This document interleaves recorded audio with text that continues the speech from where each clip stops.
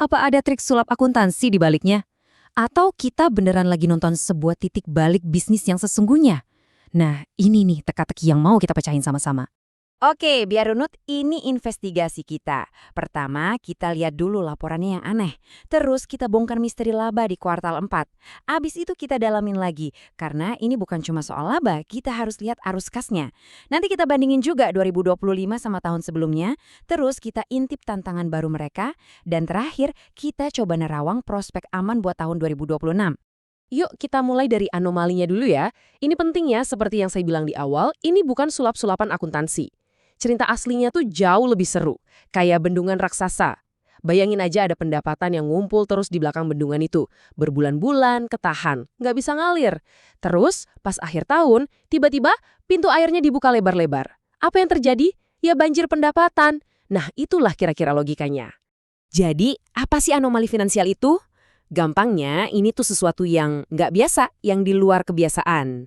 Dan lompatan dari rugi ratusan juta dolar jadi untung ratusan juta dolar cuma dalam 3 bulan, wah itu sih definisi anomali banget. Tugas kita sekarang adalah ngerti kenapa penyimpangan ini bisa terjadi. Nah, sekarang kita masuk ke intinya, misteri laba kuartal keempat. Angka tepatnya itu sekitar 433 juta dolar. Coba deh bayangin, dapat untung segitu cuma dalam waktu 90 hari. Itu performa yang luar biasa banget. Jadi, gimana caranya mereka bisa begitu? Jawabannya ada di 3 pemicu utama yang kejadiannya hampir barengan. Ini dia 3 kuncinya. 1, izin ekspor yang dari kemarin ketahan akhirnya keluar juga. 2, smelter baru mereka akhirnya ngebul beneran, produksinya jalan kencang. Dan 3, ya akibatnya, duit pembayaran dari klien-klien kakap mulai banjir masuk ke rekening perusahaan. Jadi ini bukan cuma satu kabar baik, tapi 3 sekaligus. Kayak perfect storm tapi dari sisi positif. Nah, kronologi di slide ini benar-benar ngejelasin semuanya. Selama 9 bulan pertama itu, Aman ibaratnya punya mobil Ferrari tapi kejebak macet parah.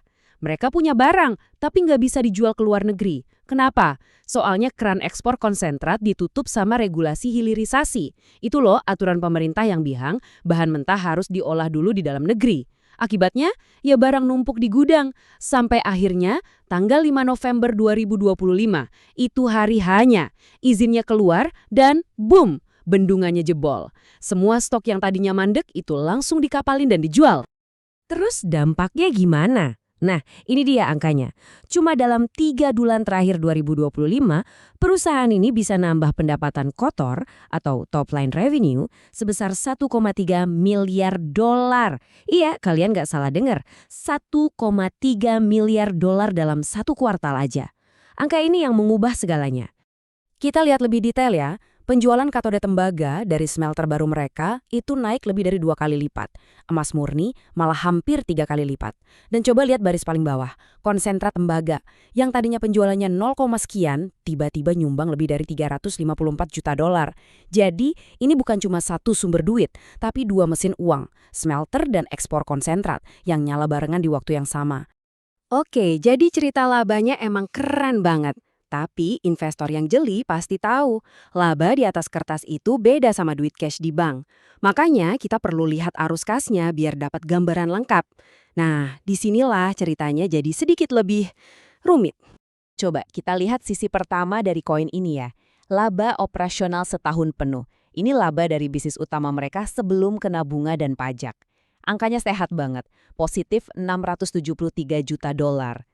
Kalau kita cuma berhenti sampai sini, kita pasti mikir, wah ini perusahaan mesin cetak duit nih. Tapi, tunggu dulu. Begitu kita intip arus kas dari operasi, ceritanya langsung kebalik 180 derajat. Angkanya minus 474,9 juta dolar. Nah loh, kok bisa? Gimana ceritanya perusahaan yang laba operasinya gede banget, tapi arus kasnya malah tekor? Ini kan kontradiktif banget. Ini dia pertanyaan kunci berikutnya dalam pembahasan kita. Kenapa ada gap yang segitu lebarnya antara laba yang tercatat di laporan dengan duit cash beneran yang dihasilkan dari bisnis inti mereka? Dan inilah jawabannya, investasi gede-gedean. Perusahaan ini lagi jor-joran membangun. Mereka itu bakar duit sebesar 1,31 miliar dolar buat belanja modal atau capital expenditure. Duit sebanyak itu sebagian besar ya buat bangun smelter raksasa itu plus fasilitas pendukungnya.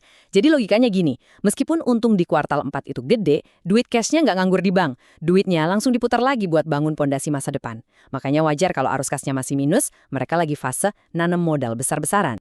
Oke, sekarang kita udah ngerti apa yang terjadi di sepanjang 2025. Coba deh kita mundur sedikit biar dapat perspektif yang lebih luas. Kinerja 2025 nih gimana sih kalau kita bandingin sama tahun sebelumnya, 2024? Ini penting buat tahu apakah kuartal 4 yang heroik itu cuma kejadian sesaat atau emang tren baru. Grafik ini ngomong lebih banyak dari kata-kata. Lihat deh. Meskipun kuartal 4-nya keren banget, laba bersih setahun penuh di 2025 itu anjlok hampir 60% dibanding 2024. Ini bukti kalau secara keseluruhan, 2025 itu tahun yang berat banget buat Aman. Tahun perjuangan lah. Nah, kutipan ini pas banget buat nyimpulin. Tahun 2025 itu bukan tahun normal, itu tahun transisi. Tahun di mana model bisnis lama, yaitu jualan konsentrat, keganggu parah. Sementara model bisnis baru dari smelter belum jalan 100%. Jadi kekuatan di akhir tahun itu ibaratnya cuma nambah sebagian kebocoran kapal, bukan bikin kapalnya jadi baru lagi. Oke, jadi kuartal 4-nya kuat, smelternya udah jalan. Terus, apakah jalan ke depan bakal mulus-mulus aja? Eits, belum tentu. Lautan bisnis itu kan nggak pernah tenang. Aman sekarang harus siap-siap menghadapi serangkaian angin sakal alias tantangan dan risiko baru yang datang dari luar. Mari kita bedah satu-satu ya tantangannya. Dari pemerintah, tarif royalti naik lumayan banyak, jadi jatah buat negara lebih besar. Terus ada aturan DAH yang maksa mereka nyimpen sebagian dolar hasil ekspor di dalam negeri. Dari pasar, mereka ini bergantung banget sama dua pelanggan raksasa. Dari internal, biaya operasional kayak bahan bakar dan kontraktor terus naik, plus utang mereka bengkak jadi hampir 6 miliar dolar buat biayain semua proyek ini. Banyak juga ya PR-nya. Akhirnya kita sampai di bagian terakhir. Mari kita lihat ke depan.